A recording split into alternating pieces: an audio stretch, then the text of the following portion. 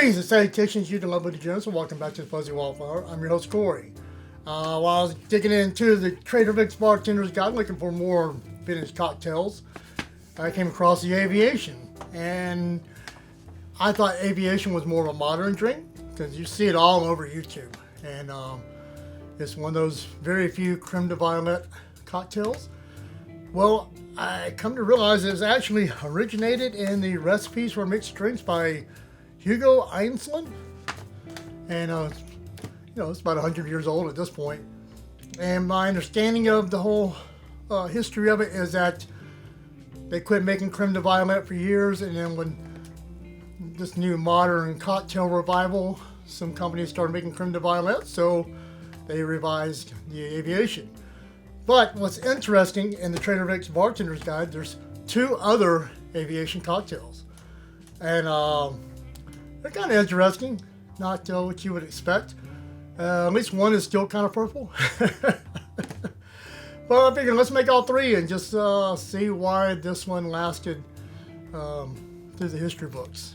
But as always, I am not a bartender. Do not take this as bartending advice. So let's make some cocktails. All right, so we're going to start off with the traditional Aviation, and I'm going to use Aviation Gin because I have some left over from my special edition Deadpool bottle.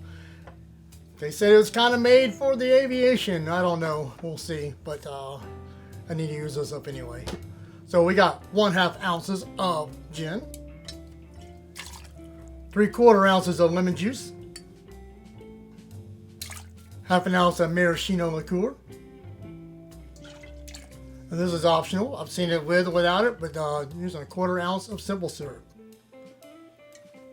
Then we have 1/4 ounce of Crème de Violette. And shaking time. And we'll garnish it with a cherry. And then, my friends, is the traditional Aviation. So let's see what we got here.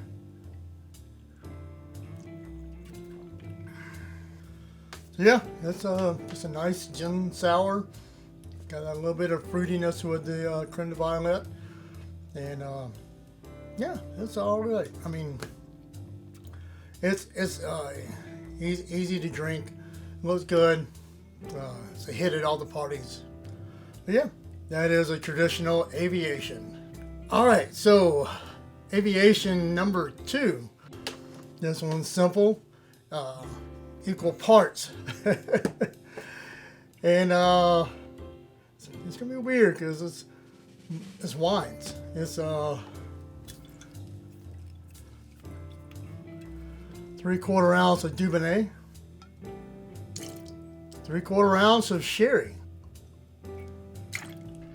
and it's shaking time.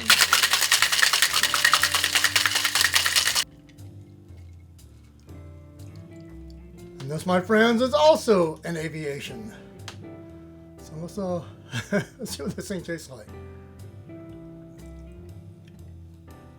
That's a very, very sweet wine. I mean, you get a little bit of that wine bite aftertaste, but not bad. But it's very sweet on the tongue. It's actually not too bad being chilled.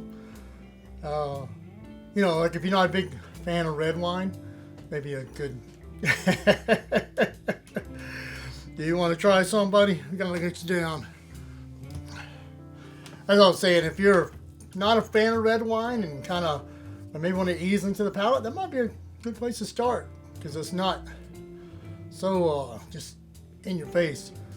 But yeah,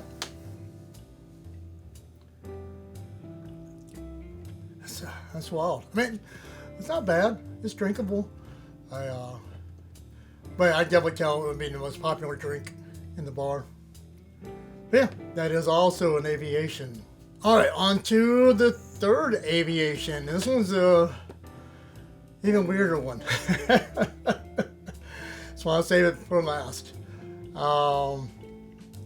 Yeah, it's gonna be interesting.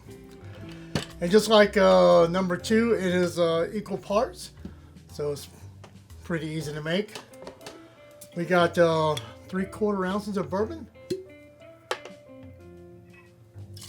3/4 ounces of grape juice. And I splurged for the decent grape juice, so Hopefully, we'll make it a little better.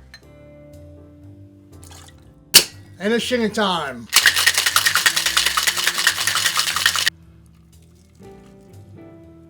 And once again, this is also an aviation. It looks sort of like the last one. I'm curious. Grape juice and bourbon. Sounds a little weird.